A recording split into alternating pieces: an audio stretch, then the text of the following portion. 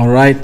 So hello and welcome to the Penang Roadshow to India, the virtual forums organized by Penang Convention Exhibition Bureau, PCEB, and powered by Tin Media. As you may all know that Penang Roadshow to India 2021, the virtual B2B event is going on virtually in 4 cities, targeting all across the Indian market.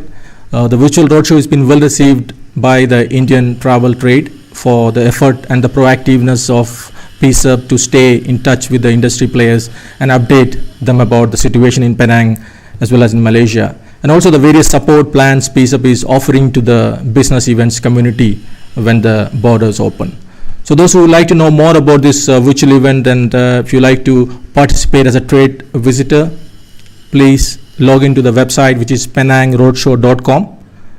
All right. So one of the largest sector in tourism industry is that, of course, the tour operators, the travel service providers, we call them travel agents, tour operators, or DMCs, even travel consultants. So I'm sure that most of us in the industry know that even before COVID, hit the industry, travel operators were going through, a bit of trying times. It caused lack of technology adoption, by lack of innovation in product offerings, or probably a lot of unlicensed operators in a couple of countries, and a lot of other things. So again, suddenly the pandemic hit. Right. So eventually the travel agents themselves started doubting, about their business models and fighting for their survival. For many of them, they lost jobs and started working towards other industries. Many of them are still fighting to figure out what to do next. So, and everybody has this common question in their mind that how relevant is a travel agent on post-COVID era of travel? So what is the future of this business? So today we are here to find out more clarity on this topic. We have a fine line of panelists available. So ladies and gentlemen, my name is Prashant Chandra, you can call me PC, and I am the moderator for this session today. A very good evening to all of you. Good afternoon in Malaysia and it's in India, all across the world, wherever you're watching from. We have more people joining in, right? A warm welcome to all of you. Right, and so it's please write down which city you're watching from, so that even the panelists will know that which city you are watching from. All right, so and don't forget to share this live feed among your WhatsApp group and your Facebook, so that more people can join the stream and ask more questions to our panelists today.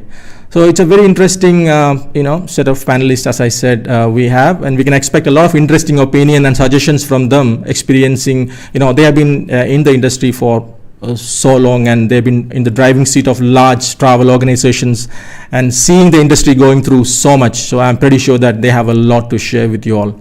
So let me give you a brief introduction about them, and let's start the discussion going, guys. Okay, so let's start with Dr. Subhash Goyal. So he is the member of, let me put all of them on the screen first, then I will introduce. Right. So let's start with Dr. Subhash Goyal. He is the member in National Tourism Advisory Council, Ministry of Tourism, Government of India. Also the chairman of Strict Travel Group. He's also the honorary secretary of Federation of Associations in Indian Tourism and Hospitality Faith, formed of 10 national associations. So apart from that, he holds key positions in many industry associations, like he is the chairman of the Civil Aviation and Tourism Committee of Indian Chamber of Commerce and Industry. He is also the chairman to the Tourism and Hospitality Council, ASOCAM, etc. And also, apart from this, very interesting fact that he is also an author of a book called The Poverty Eradication and Economic Development Through Tourism, so which has won him many recognitions and acclamation. So I would, welcome to the show, Dr. Subhash Goyal. Thank you very much. My honor and pleasure. And I love Penang. Most welcome. Thank you. All right. So let's. The second speaker we have is Dato Aruldas Arulandu. So I'll just mute all of you first. So when you speak, you can basically unmute and speak, because there's some sound I think from one of your speakers. All right. So that's the second speaker we have is Dato Aruldas Arulandu, Deputy President of Malaysian Indian Tour and Travel Association. He's also the managing director of Tourland Travel, a household name in Malaysian travel industry. He's been actively involved in the Malaysian tourism industry for more than, I think it's since 1989. He's in various capabilities. And currently he is also the honorary treasurer of Patel and also the president of Kuala Lumpur Tourism Association. So welcome to the show, Datu Arul. The third guest we have is Mr. Himanshu Patel, the Vice President of Outbound Tour Operators Association of India. He's also the Director of Kesari Tours Private Limited, a well-known travel company from India for almost more than 35 years in existence. He's an aggregator of knowledge and pioneer in various blooming sectors such as restaurants, constructions, etc. Apart from this, he's also a film producer of few regional Marathi movies. So welcome to the show, Mr. Himanshu. Thank you very much. Yeah. All right. So I think, ladies and gentlemen, let's get the discussion going. I will start with Himanshu Patel. What is the update from the market and from your association, and what are the travel operators are doing at this point of time? If you can, yeah. See, market updates primarily for outbound, we are dependent on the government decision to start regular flight services. Also, we are waiting from Southeast Asian countries as well as European markets to open up their borders for Indian travelers. As of now, all the travel fraternity is preparing themselves. They are gearing up with knowledge. Whatever as an association, we are trying to help organizing seminars from different tourism boards to give them accurate knowledge. Because today, what is happening is every country has a different SOPs, and our aim is to get those SOPs and convey to all our member travel agents while preparing themselves for coming season. If you ask me, I think all of us are ready at the moment. We are just waiting to start. The good news is vaccination drive for India started on 16th of Jan, and hopefully I think things will change and people will start traveling again freely. Though domestic market is growing, and I think this will continue for some more time. All right, thank you for that update, Himanshu. How about Dr. Subhash Goyal? Can you tell us a bit about what is happening there with your association and your region of the market? I think you need to unmute yourself. Yeah, I think good to go. Yeah. Am I unmuted? Yeah. Yes. Fine. Yes. Yeah. So firstly, thank you very much for giving me this opportunity, and welcome to everyone. Namaste. We are going through very challenging times, and I think in the history of the world, no one has been through such. I mean, it's worse than Third World War, because worse than Second World War, and this is like Third World War, where we don't know who the enemy is. We can't see the enemy. But I still believe that it is the darkest before dawn, and every dark cloud has a silver lining, and the silver lining for all of us, all over the world, is vaccination has started. India is a producer, the Serum Institute is the world's largest producer of vaccine. And the world's largest vaccination program is going on right now as we are speaking. Hundreds and thousands of people all over the country are being vaccinated. And our target is that a few million people will be vaccinated by the end of this month. So that is the light at the end of the dark tunnel. Outbound, yes, Indian outbound is double than that of inbound. Before COVID-19, we had about 27 million people who traveled out of India. And as you know that Indians are the number one shoppers in Singapore, in Malaysia, in Sri Lanka, in Dubai, and even in London. So Indian outbound market is going to bounce back with a revenge, because it's like you have kept the people, just like you close the floodgates, and suddenly when you open the floodgates, everything is going to bounce back. But nothing is more important than health and safety precautions. So, lot of we have opened air bubbles in India with countries, both for outbound and inbound, with whom there is, people of Indian origin there. For example, we have regular flights from Delhi to New York, daily flights from Bombay to New York, and also from Delhi to Chicago, and soon we are starting from. So, because of you have to maintain protocol, that is, you need to be vaccinated and carry a negative vaccination report, uh, which should be at least 96 hours or 76 hours before you land at the airport. All right. Otherwise, so that is the condition. Okay.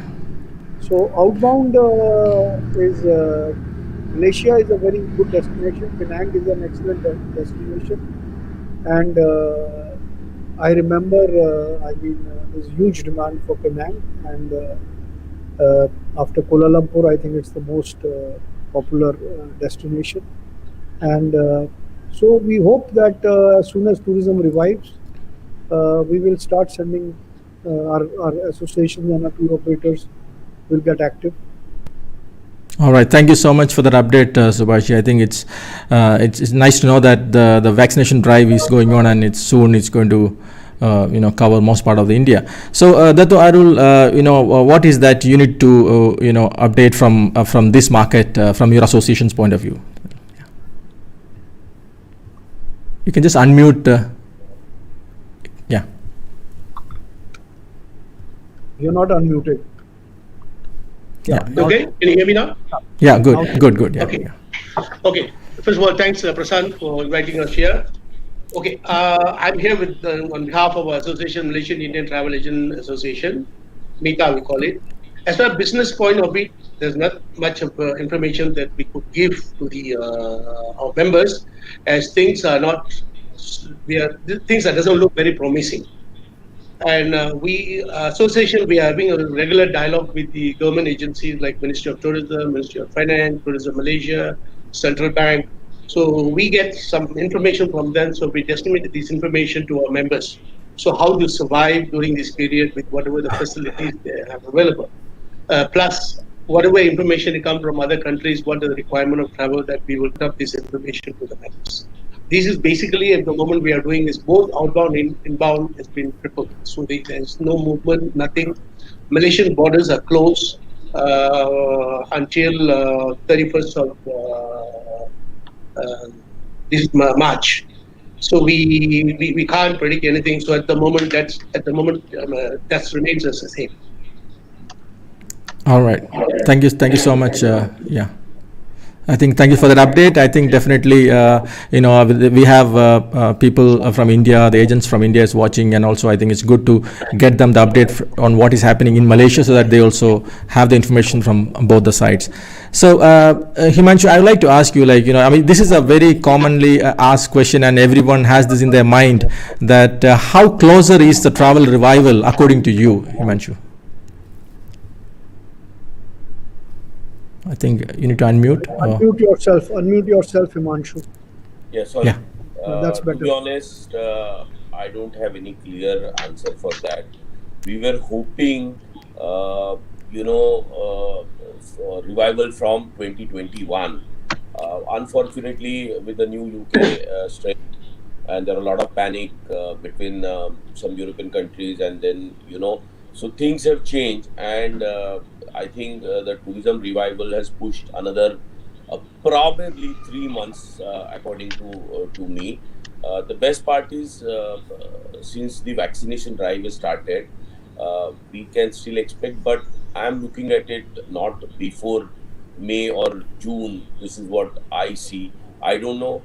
See that outbound, as an outbound tour operators of India, For us, mainly the international borders are opening, allowing Indian travelers to visit, and people are just waiting when these borders every day. Uh, there are so many calls at our end for checking which borders are open, whether the Malaysia is open or neighboring countries are open, and they are just eagerly waiting. So I think once the borders will open, I think the numbers, what Subhash ji has told, I think will surpass in another 8 months if all goes well. All right, so another 8 months is the timeline you are. I think that's in a way, it's the calculation sounds very realistic, right? And let's hope the borders opens.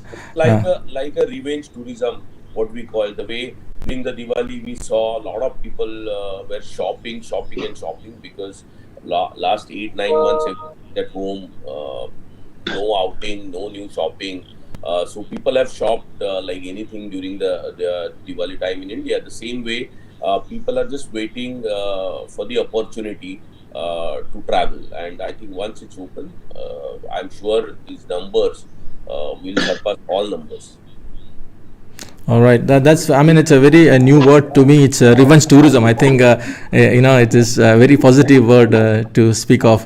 All right, so I think Dr. Subhash, I think I would like to ask you this the key topic of today's discussion, like how relevant can a travel agent be in this digital age?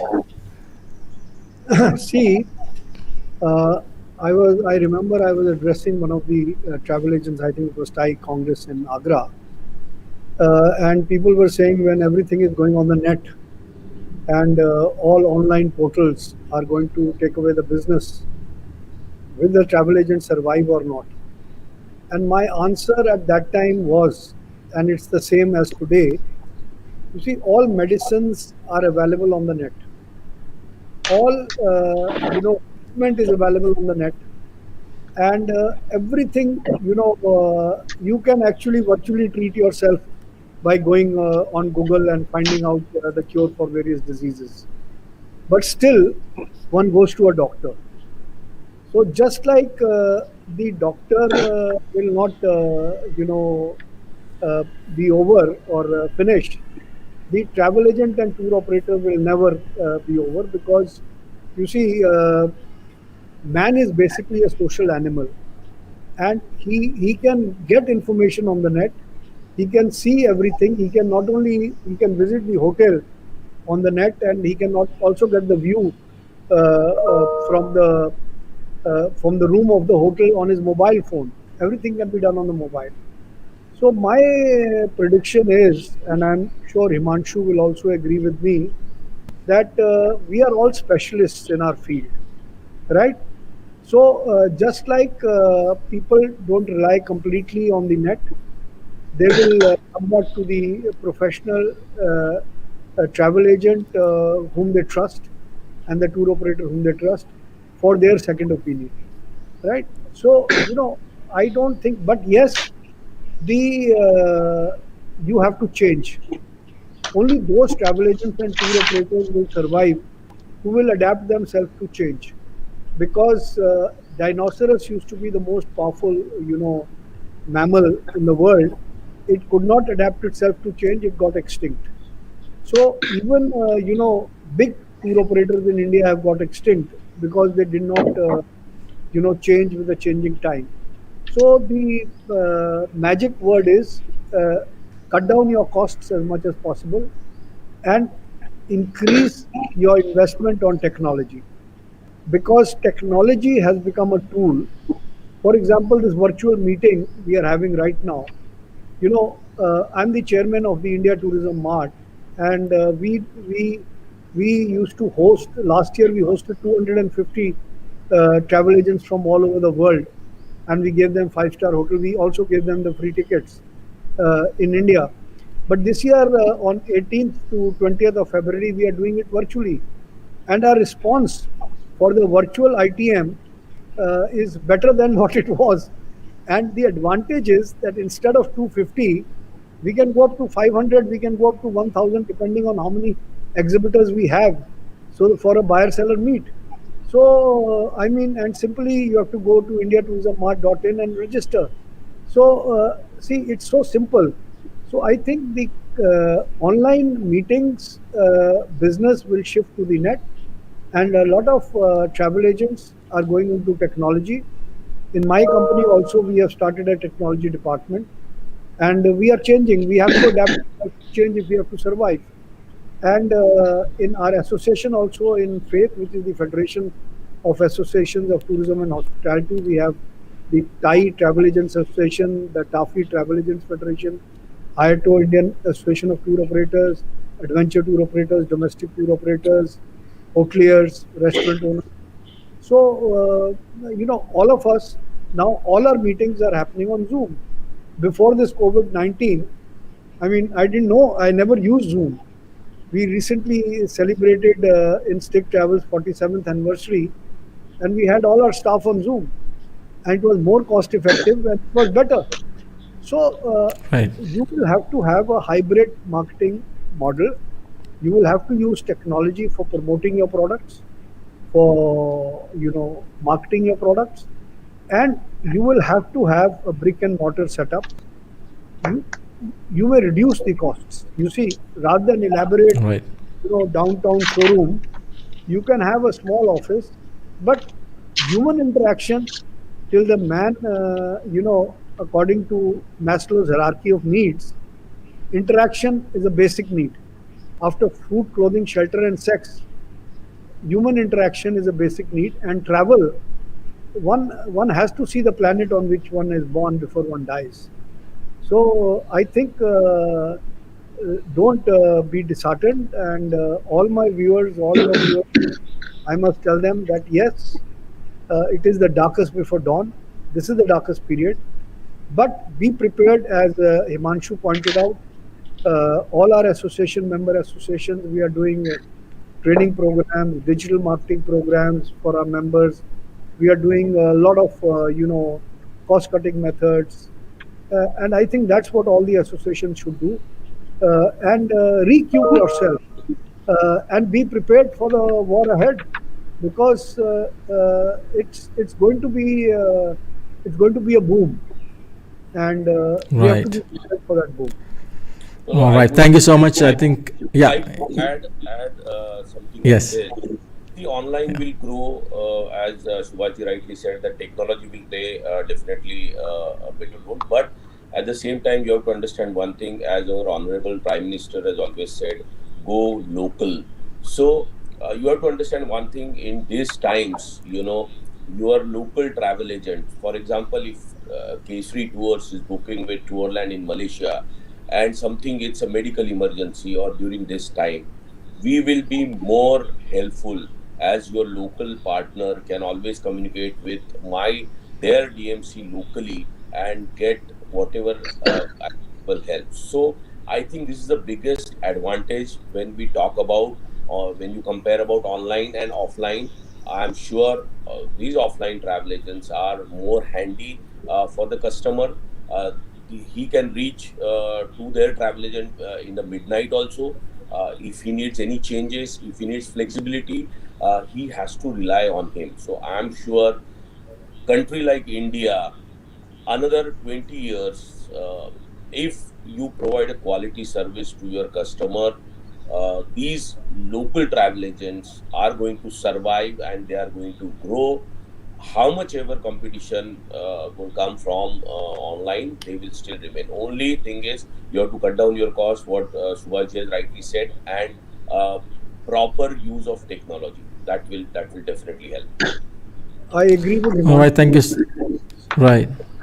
Yeah, thank you so much. I think that's the right way to put it. I think that's the local travel agents always relevant in a market like India, right? So I would like to ask Dato Arul, what is your view on the revival from this part of the world?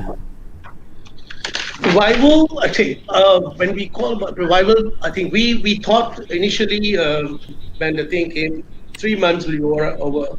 Then we give another 3 months, 6 months, then become 9 months. Now it's 1 year. And we still don't know what's going to happen. So that's the situation. So nobody could predict anything, what's going to happen with the thing. And during this period, as people have layoff operation, not in cut down starving, and now the main problem is how do you sustain yourself? When the market return, how do you want to do it? So revival, it's we thought in Malaysia January 1st will be the day that Diwali we thought after January 1st everything will be okay. But today from October till now, it's more than 150 cases. So you can't even blame the government for not opening the borders because that's the situation. First 6 months we only have 11,000 plus. Now it's 150,000 plus per day. Now we are logging in about 4,000 cases. So which situation has gone beyond manageable, beyond control. So we have no choice that we have to wait and see how things happen. Like say Himanshu say it's going to be 6 months or 9 months. That's the situation. Australia, yesterday I read a news until 2022, border may not be open. I mean, this is what, and they are the first country who used to tell about green tourism, bubble tourism, and all those things initially. But that's the situation today. So I don't think anyone can predict anything with the current thing unless, as the Dr. Subhash says, vaccine comes in, things can improve within another 3 months. Then there will be a shorter time that we provide. Otherwise, I will be able to wait and see. Arul, if you allow me, and Prasant,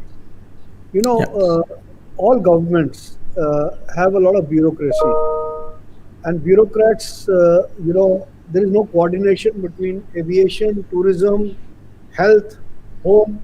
You see, there is no coordination. So that is where we associations come in. We had to lobby very hard. Earlier, what was happening that anyone who came to India was quarantined 14 days, 7 days in a hotel and 7 days, at home. First 14 days in a hotel, then 7 days. And we had to, write letters, talk to people, influence them. And finally, they agreed that, okay, I said, if you have a negative if you are negative, and then, Boeing and all have come out that air travel is absolutely safe. So we must lobby and we must tell our politicians and our bureaucrats that, in India, I'll give you an example. They were showing these numbers as if a cricket match is going on. Then I gave a press statement and also a television interview that, look, see the statistics. Last year in 2019, more people died of road accidents than died of COVID-19.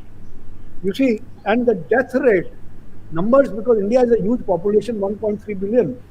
So they were talking about the death rate. The death rate was only 0.7% compared to, lowest in the world. So what I'm saying is that you can look at the glass as half full or half empty. Now, we have lobbied with the government to open these air bubble flights. Today, we have air bubble with Europe, with UK, with America, with Africa, with Middle East. And we are lobbying that we should have an air bubble with Southeast Asia. You see, we have to learn to live with this pandemic. It's not going to go. Even with vaccine, maybe some other thing comes up. But are we going to stay at home forever? Are we going to die of economic starvation? More people will die of economic starvation than will die of COVID-19 if you don't open the economy.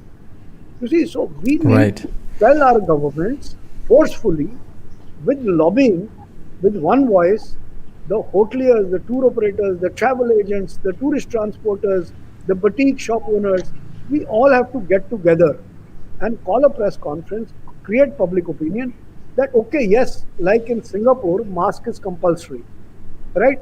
Both my daughters are stuck in Singapore, but life is normal. If you are without a mask, you can be. So why can't it happen in Malaysia and India and all the other countries? You see, we need to learn to live with this disease. This disease is not going to go. We can't remain locked down forever throughout our lives. A lot of people, you have to live with this disease. Today, in Africa, when you go, you carry a yellow fever shot. ITA has come up with a passport like of thing. So we have to learn to live with this, disease. It's like a common cold. It's in India, there is 96 to 98% of recovery. People have found combination of medicines apart from vaccine, even before vaccine. people are recovering, and only those who are above 65, 70, and who had an earlier disease of heart or some other thing, they are the ones who are dying, and they would have otherwise also died. You see, because there's so we need to create a lobby with the government, particularly Ministry of Right. Health, because they are the ones who are controlling all this. And there is a lobby of pharmacists and doctors and other things who are trying to keep the panic alive. Because with vaccination, who's benefiting? Right? The pharmaceutical industry, the this industry. So if the travel and tourism industry is united, and we unitedly put a voice, we are trying to do that in India, and it is working. It's working very slowly. We have just sent a letter for reintroducing e-visa and opening up. You know, we have to learn vaccination to 1.3 billion people, 2 billion people will take at least 1 year, 2 years. We can't remain under lockdown for 2 years, right? We have to survive, and the only way to survive and revive is to open up. And once we open up, I'm telling you, we will all learn to take the precautions. I mean, you can't stop crossing the road because of road accidents. People die. Who's not careful is going to die. I think 8 Right. months is enough for the world to learn. Right. Yeah. I think all of you will agree to what Subhashji is saying, and also you can also write down your opinion on the comment box so that we can also know that what is in your mind. So we have actually a message from Himanshu that he has a bit of an emergency and he had to move for something else. So Himanshu, can you just give us your closing thoughts so that I can continue my show with the rest of two people? Yeah. I'm extremely sorry for that, but it was an emergency. Otherwise, this was very interesting topic, and I think as a travel agent, and we have a huge strength, a staff force. I think let's be positive. It is time for fittest to survive. Just hang on. I would like to say to all my travel agents friends. I'm sure even this time will pass, and I think the best time for your business probably I'm predicting 2022 if all goes well and it all start.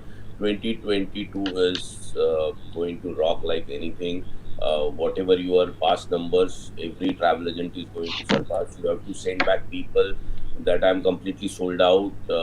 Airlines has to increase their capacity. This is what I am predicting, and everybody one is talking in the same way. So I just wanted to tell all of them, just hang on. Now almost a year is passed. Another probably 3 months more, and then we will start. Today it's zero, but we will start soon. Something, and the business is going to rock. And another next 5 years probably are going to be best for travel agents. All right. Thank you for the optimism, Himanshu. It's a lot of positivity.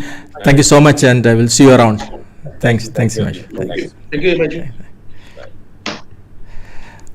All right. So I would okay. So let me move across to Dato Arul. Yeah. Just one Yes. to what Subhash Goyal told.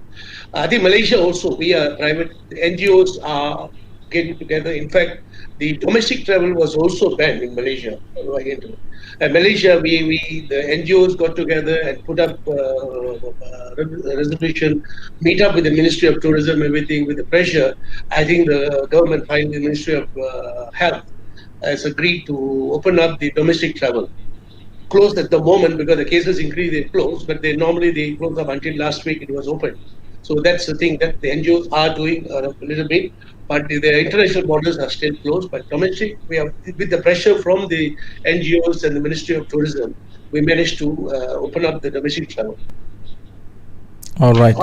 Thank you for that update, Dato Arul. So, Arul, our domestic travel has already reached pre-COVID, times. Till last month, it was 70 to 80%, and now I think domestic travel. You see, the situation what we have to explain to our governments is, and our people also. you have to maintain, mask has to be compulsory. There has to be a good, very strong fine on masks, and sanitization of your hands and other things are very important. Your transport, your vehicles, your hotels, everything, your restaurants need to be sanitized, and all health safety protocols have to be in place. But with that, we have to learn to live with this disease. True. I mean, today, uh, half the hotels would have gone closed down if domestic travel was not there. Then the other businesses, weddings. Now people who are going abroad are having weddings within India. So weddings is another very good business. So I think we have to diversify. We have to look at alternative sources of business. We were a 100% outbound company, right? 99% of our business was outbound, and today we are looking at inbound. We have just signed up for luxury trains within India. We have signed up with some other hotel chains for exclusive, marketing. So unless we diversify, we will not survive. I mean, we were doing only, we had GSA representation only for airlines. Now we have diversified into cruises and rent a car, self drive. So my advice to all my travel agent friends is that yes, point to point domestic ticketing is all going to go to online portals. In India also, if you have to travel from Delhi to Bombay, even my daughter or even me sometimes, we just go on our mobile and whichever is cheapest we pick it. But for packages, for where there is value addition, where you need hotels, you need transfers, you need sightseeing, yes. And secondly, what people have realized against online portals in India, I don't want to name any one of them, that during this time of crisis, when you rang up a toll-free number, there was a recording, and there was no answer to get refunds. So passengers are coming back to travel agents saying that, look, we made a mistake of booking online, and now we need the refunds. And then airlines were not paying us the refunds. So on behalf of TAFI and IATO, we filed a case in the Supreme Court, and we got orders from the Supreme Court that airlines have to pay the refunds. They were otherwise giving us vouchers which were non-refundable. Now those vouchers have become transferable by court order. Right. And 31st March, everything has to be refunded. So we need to, because our survival is at stake. And unless we cry, the government is not going to listen. There is no relationship bigger than mother and child. And the mother also doesn't give milk to the child until the child cries, can't speak and cries. So unless we shout, we cry, and we make noise, government is not going to listen to us. Bureaucrats are getting their salaries. Government is making money from other sources like oil or palm oil or anything, or in India, through, we are one of the largest pharmaceutical exporters and other things. So we need to, lobby. That is my... Right. Yeah, we thank you so much, Subhashji. I think we it's very solid opinion. I think a lot of us are in the audience are also listening to this, and it will definitely escalate it further, because this conversation is very, very timely and it's very important, right? In this, if you look at various countries are handling the COVID situation in various different ways, right? So I would like to ask Dato Arul, do you think that the industry is received the right support it deserves from the authorities or the decision makers? What is your take on this, Dato Arul? Well, I can only speak about Malaysia. In Malaysia, I would say yes and no. When I say yes and no, we did not get as much as some other countries, but we are not as bad as others. We did get something. The government came up with SRF loan, Special Relief Fund, up to 1 million ringgit, which is about 250,000 ringgit. But this is given to entire SME, all small, medium entrepreneurs. Travel agent by large falls into the SME business. So we got that loan to everybody, then which is a very good interest rate, much lower than the bank, repayment 6 years, 3.5%, which is great help to a lot of SMEs, including some travel agents. They got the fund. Then, of course, they have also got from the Social Security, they have got the wage subsidy, Again, it's given to all SMEs. EIS, layoff allowance. If you stop your operation for 6 months, they'll give us about $150 US, about 600 ringgit. These are given across the board to everybody, every SMEs all over the. In addition, they're also given 6 month moratorium across the country for everything, for the housing loan, your personal loan, your vehicle loan, everything they've given 6 months as far as you're with the bank which is licensed by the central bank. Only we had some issues with the leasing companies where the vehicles, especially coach operator, our tour coaches are taken loan from the leasing companies. We had some issue. That is also coming into. We had a dialogue with the NGOs. There's got a lot of dialogues with the thing, with the Ministry of Finance, Central Bank, which even it came out of the Parliament last month, Parliament sitting. Now I think the government, the Prime Minister has announced something which just last week announced. We are just waiting for what is the mechanism is going to work. Then they have got, after that, in August, they have got a tourism fund. This is only for travel agent and people with MICE, exhibition operators, theme park. They have given up to 350,000 ringgit, which is equivalent to about 87,000 US dollars. Similarly, interest rate is lower, 3%, I think, and again 6 month repayment period. That fund is still going on. The first 250,000 special relief fund got over within 1.5 months because it's open to the entire SME industry. But the second one is only for focus to tourism players, which is still available. So in this way, the government has helped. And after the 6 months, I mean September, the wage subsidy was over. Then there was extension of given 3 months, another extension given another 3 months. After March, we have subsidy. Maybe your staff is still in board. The government will give you $158, 600 ringgit. But this is only for the lower rank staff, 4,000 ringgit, $1,000 salary and below. The above are some companies are paying 50%, some of them lay off for operation until the further notice. So as far as government support is concerned, yes, it was there, and some of them made use of it. Some of them are unable to get it because they still use a bank as a district collection center. It's dispersed through the bank. So the bank is still a look at the criteria of your previous account and all those things. When I say 87,000 or 250,000, it's not fixed amount. It depends on your performance in the past. The amount could be 50% of it or 60% of it or 100% of it. It could be any amount. So on the whole, yes, the industry got some assistance. But again, sadly say, not everybody benefited from that because the requirements are little stringent because the bank is the one doing your criteria.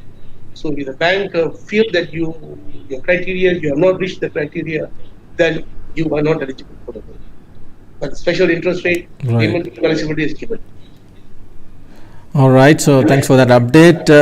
We are very keen to know what is happening in India, Dr. Subhash. Like, can you share what is the industry players? Are they getting any benefit? Are they getting support? Unfortunately, I'm sorry to say this, in India we've got nothing, right? Absolutely no support from the government. And that's why we are fighting for, opening up.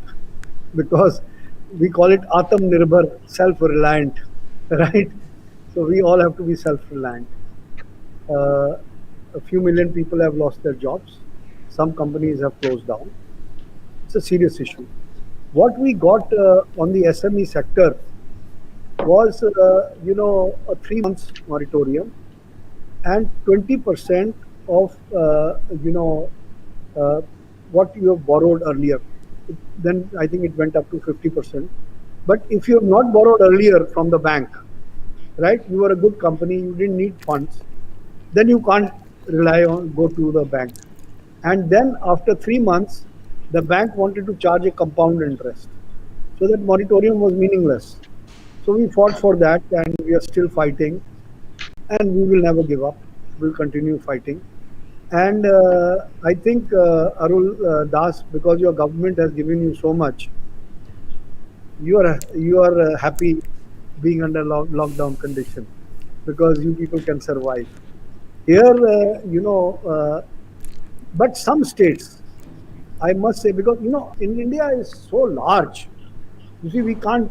So, a lot of states are giving some benefits. For example, in Maharashtra, Bombay, all the hoteliers and what was happening is that even the when the hotels were closed and restaurants were closed, the license fee and the electricity charges, fixed electricity charges were being charged.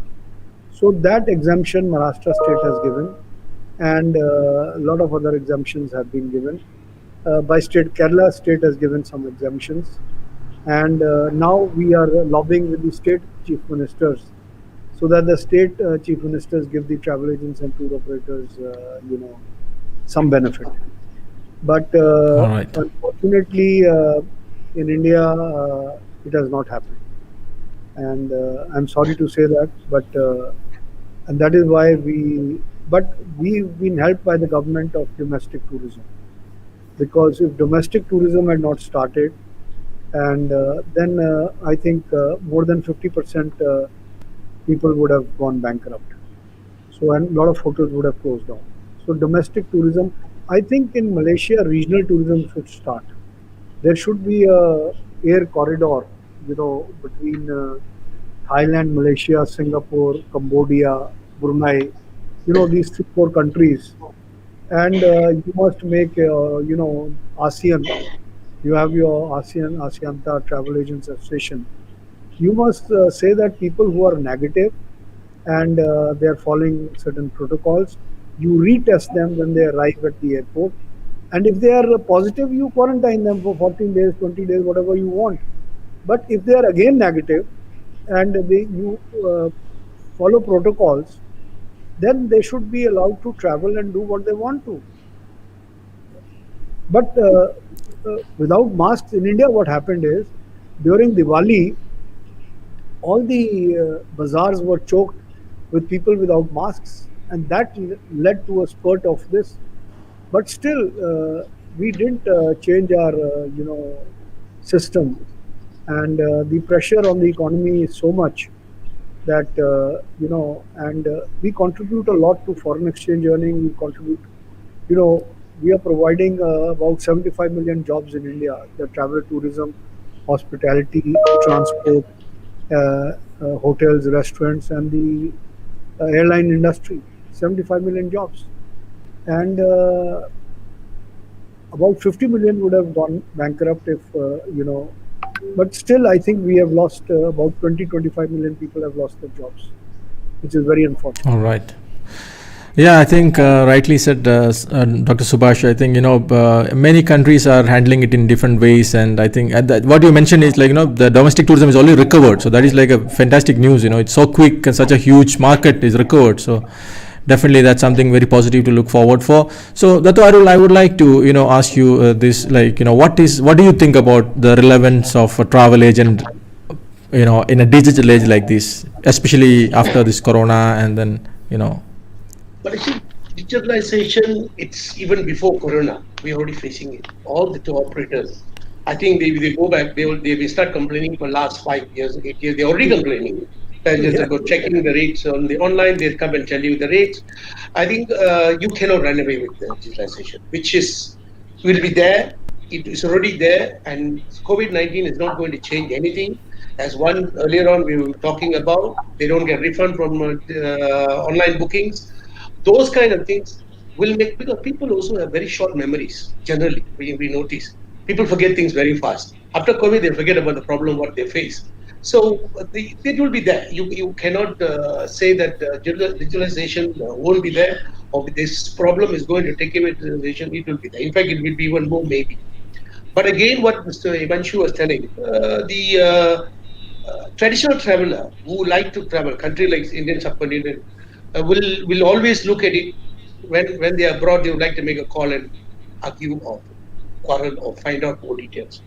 These kind of things will be there, but even India is diluted. I mean, we are in the business for the last 16, 17 years in the Indian market.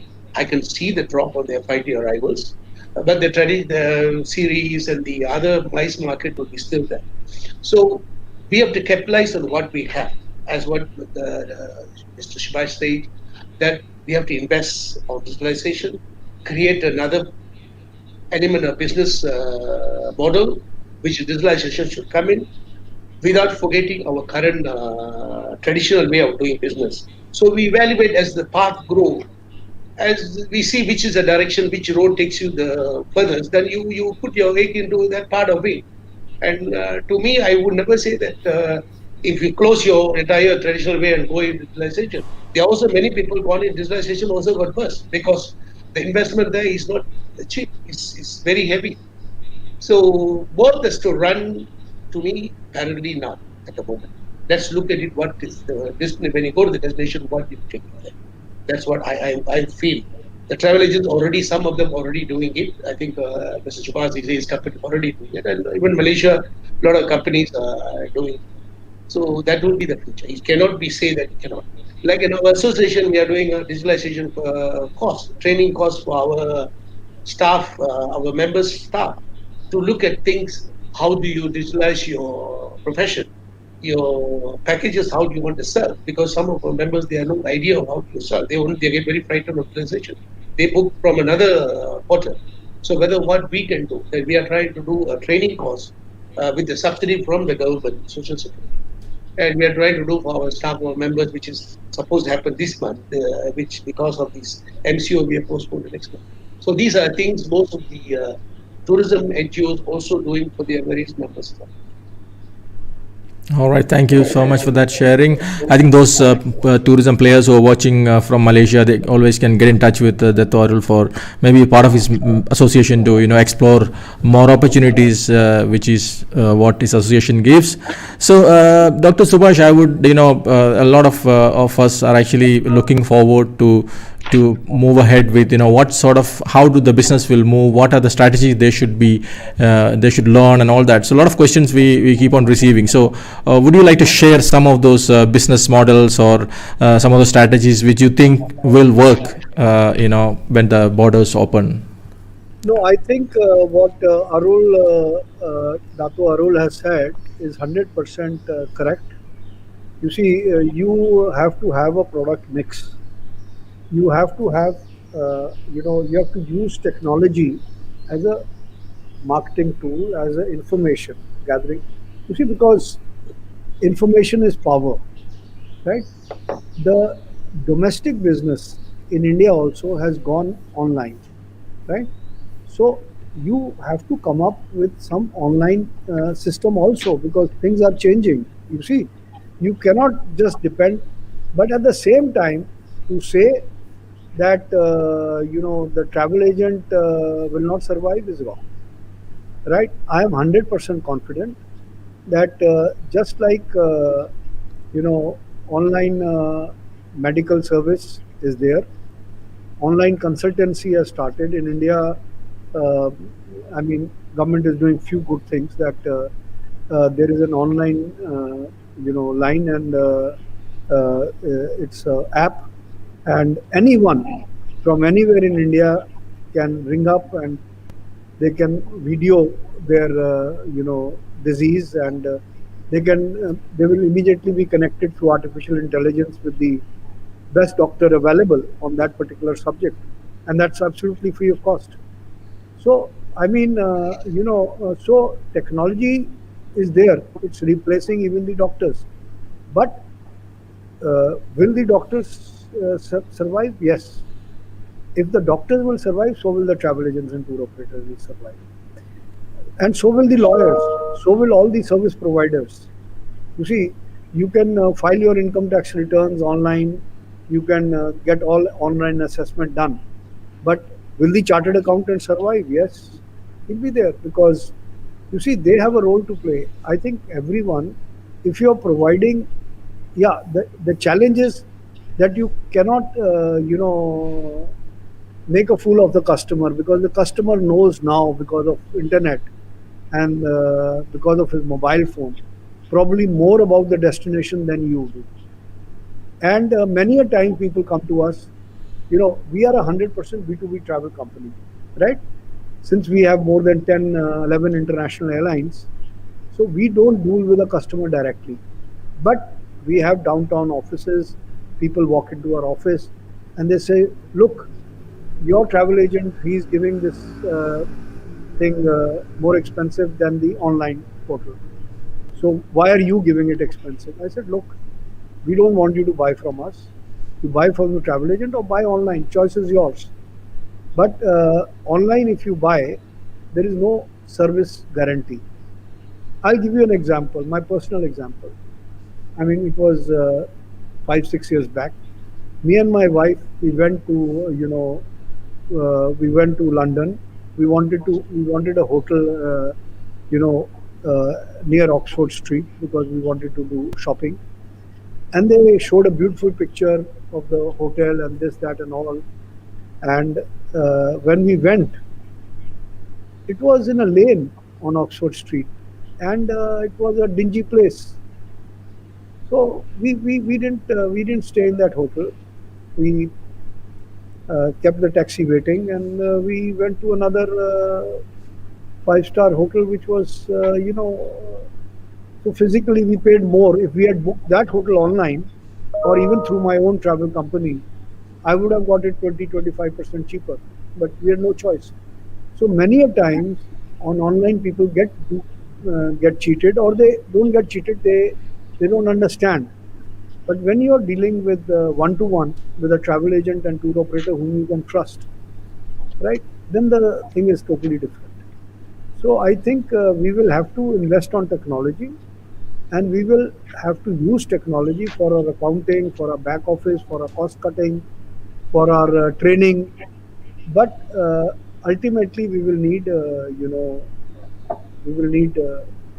So I think all the viewers, I must tell you that the world lives on hope, and all storms run out of rain.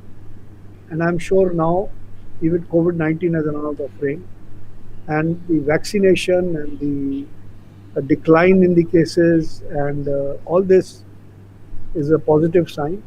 And I'm sure by March, international flights will also start, visas will also start. And we hope things will come back to normal fast. And once they All come right. back to normal, we will thrive. Not survive, we will thrive. Right. I think it's a very I mean these words are very important at this stage. People should not lose confidence in travel agents. I mean it's very important that we have to have this sharing. So, I'm pretty sure that all those travel agents who are watching are also been experiencing the similar kind of situations. But then it is all about upscaling yourself, and how do you learn new things to be ready for the new world. So, Dr. Arul, can you share some of those, for the benefit of the viewers, some strategies, what should they do, all that? You see, that's earlier on we were talking about revenge tourism. I also heard this very powerful word. I don't know whether we can use it or not. But people waiting to travel. Today, the domestic market, I'm talking about Malaysian content, is doing so well. The hotels were not even the coastal, not even the beachside, not even somewhere in a small town, a hotel the other day, about 3 weeks ago, went up to north. At a small town, a hotel maybe have 50 rooms. There are almost about 50 cars are parked there. So the hotel is full on a Sunday. So those hotels were never had enjoyed that kind of occupancy. And some of the resorts here, I mean, Potixon and all these things on weekends, they were doing okay, but not as good as what they were doing now. So people just want to travel. When they want to travel, just because the international borders are closed, they are just traveling. So they are just waiting to travel. You don't need to have a new strategy to do it. It will come. Only thing, again, you have to go back. The price war, everything will be there. You have to gear towards that. And of course, when you have, there is going to be a new norm of travel. Like maybe, like in our case, we are planning to give them a safety kit. Customer safety is a priority. We have to give them a safety kit, maybe a mask. If they will buy their own mask, but we will, from the tour operator's point of view, give them a safety kit, sanitizer, to wet tissues, and the vehicle need to be sanitized often. Often means maybe daily, and then the staff who was there goes for a very good medical checkup, COVID test, whatever it is, and then well dressed, whatever the precaution they have. All these things is going to be a new norm, which we cannot, which we did not have it earlier. So today, when the thing come back, the business model will be there. The packager costing, that will be there, and everybody hungry for business. The same thing. The tourists also hungry to travel. So these both are there. So it's I think going to plan. Only thing, whether the airline, it's a good thing IATA came up with the social distance in the airlines is not required. I mean, full capacity can travel. If it's going to be like what originally May, June, they were telling 50% travel, then the airfare is going to be double, which will it? The other, maybe what will happen is the long haul travel may be a little challenging because people don't have the earning power now. Economically, they may be little affected, so they may not be able to spend that kind of money to go on a long haul route. Maybe short haul or medium haul travel, like Indian subcontinent to Malaysia, Southeast Asia. I am sure there will be. I mean, you believe or not, people asking for quotation now. Now, borders are closed. Now, you send the quotation. So there are people willing to travel. So I don't think so. Anything that we need to work out something very special. We already the business only yes you can. You will be able to survive when the thing comes. Only thing you need to give preference to your customer safety as per our local health authority requirement, which we are engaging NGOs with the Ministry of Tourism, talking to the Ministry of Health to come up with SOP for the inbound tourists, so that every operator who handle these, they have to follow the SOP which is determined by the health authority, plus your own company must have your own regulation. That's what I feel. All right.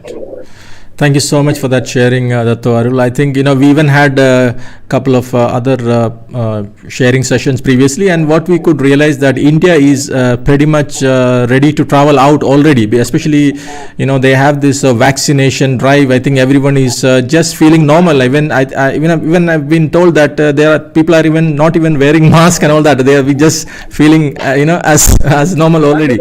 So that's a good problem. Yeah. That is the problem. Right. Because we need to make mask compulsory. That is very, very important. Need to make mask. All right. So I absolutely, Dr. Sir, I think it's a great lesson, because I think all this while there was so many travel agents are interacting during this Penang roadshow during the virtual sessions. We can see, I think all the players who are exhibiting have getting the real time feedback from the market, as many of the travel agents seems to be very busy with the domestic movement. So that was something very encouraging. So, Dr. Subhash, if you could, tell us, I think we are running short of time. Can you tell us, what is the biggest lessons you learned from this pandemic? I think let us take some question answers, because if we are running out of time, we've spoken on. Only thing I would say, one point that I agree with Arul, that the people have started booking in advance. We represent Holland America Cruise Line, and we've already getting bookings for not only the summer but also for next year, because people are very keen to travel whenever it opens up. I agree with that. Right. I think let's have some question answers, 2 or 3, and then let's wind up. Right. So we have so basically there are more opinions than questions here. So I would I think what Mr. Eric is saying, that this different in India, it's not in lockdown, that gives some survival possibilities. In Malaysia, lockdown does not give any opportunity. So I think it's a personal opinion of Eric. So we have definitely we look forward to have the travel bubble or some sort of arrangement between these two countries, right? Right. So right. So I think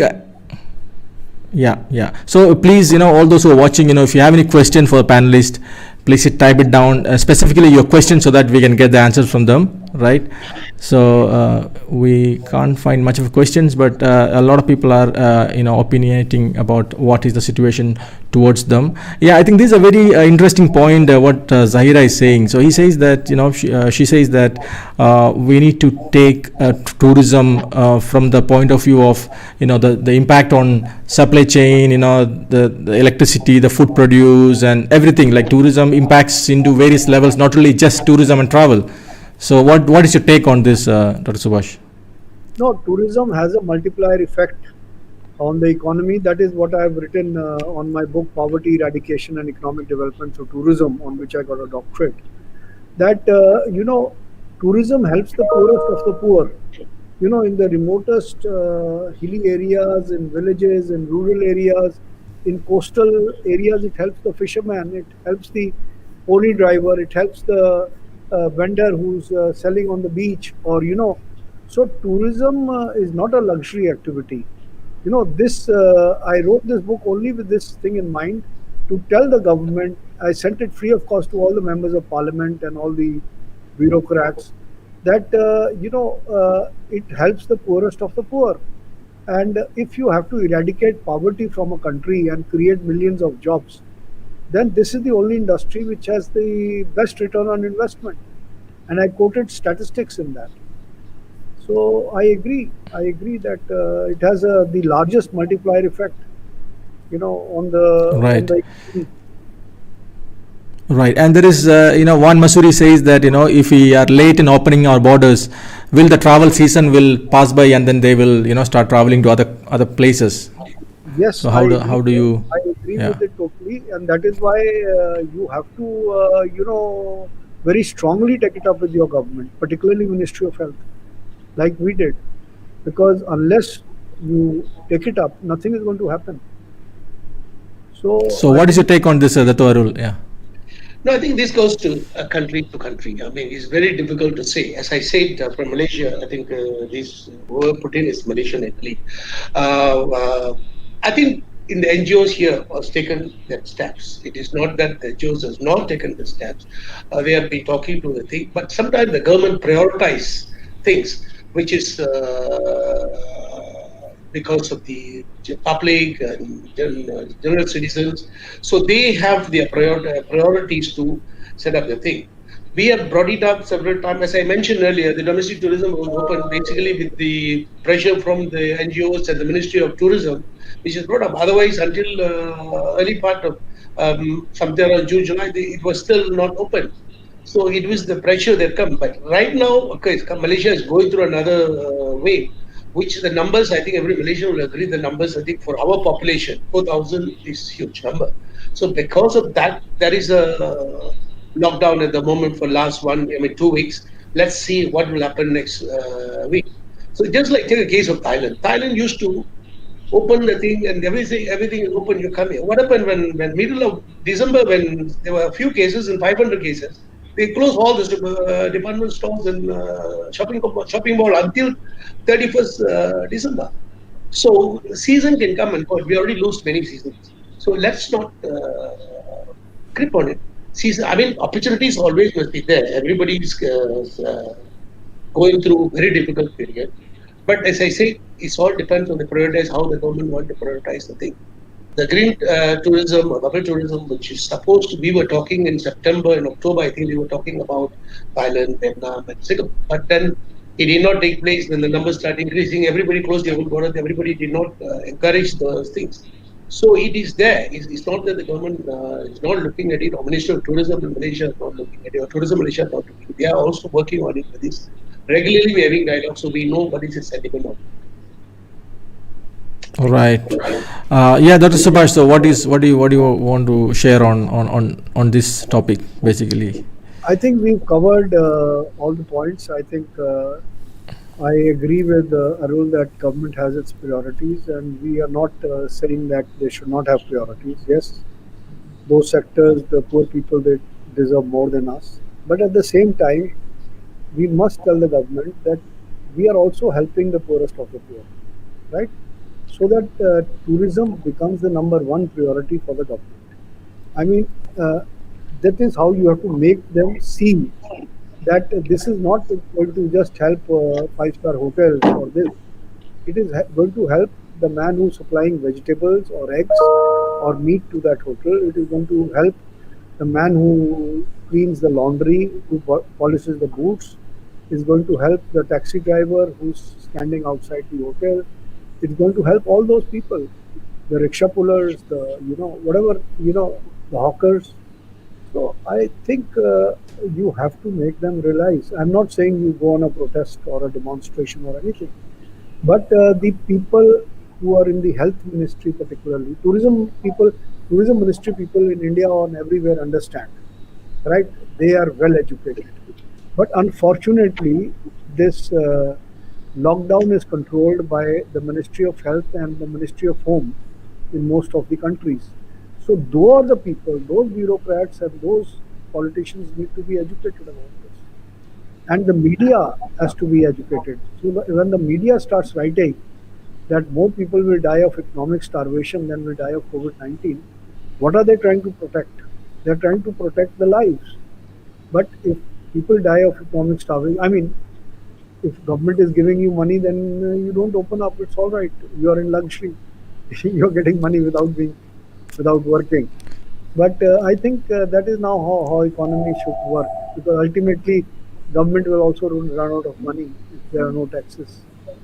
You must say how much tax we are. In India, we are doing about 10 to 11% of the taxes are contributed by our industry. And similarly, 11% of the jobs are created by our industry. So these are the figures which need to be highlighted to the economic planners and the decision owners. That's all. All right. Thank you so much for sharing, Dr. Subhash. So, Dr. Arul, what is that? If I ask you, what is your biggest lessons, all this 1 year of lockdown, you want to share with us? Biggest lesson, don't put your eggs in one basket. You expand your business in the service industry, travel agent, hotel, and all those things. I think I learned a lesson. Travel agent is my passion. I do this business as a passion. I'm just a tourist guide, and I do this as a passion. Then I thought I want to do hotel business, which I've expanded, but it's a wrong move. You have a passion, but you must have another business who generates some economic wise. It gives you some sustainability there. I think that is the biggest lesson I've learned. That today you turn around, you go that side, the hotel is got a problem. You come to travel agent, the road is got a problem.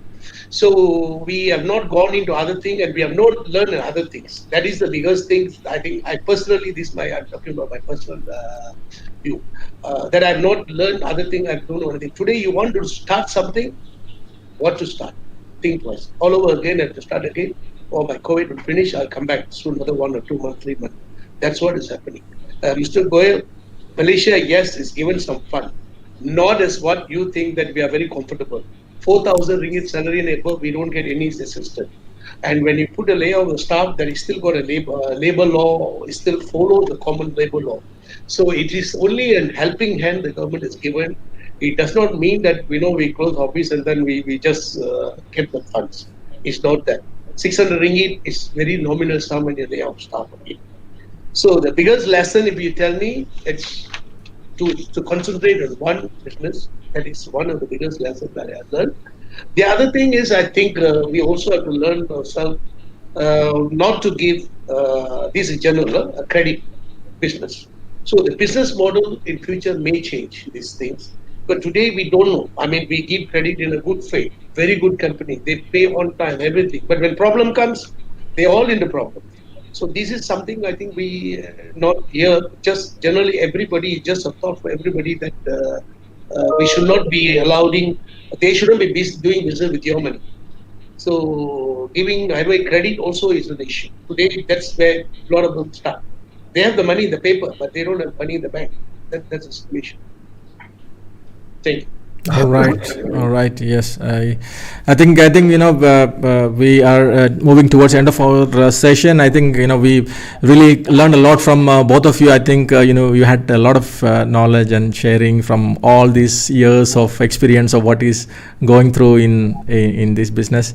So thank you so much. Any final closing remarks, Dr. Goyal? No, I think I've said all that I have to say. All right. And you must have some savings for at least 1 year in future if anything goes wrong. And I agree with Arul that you must have some other source of income which is not related to tourism, maybe rental income or maybe some other income, which we all have realized, but probably it's a little late in our life. But anyway, I think we'll overcome.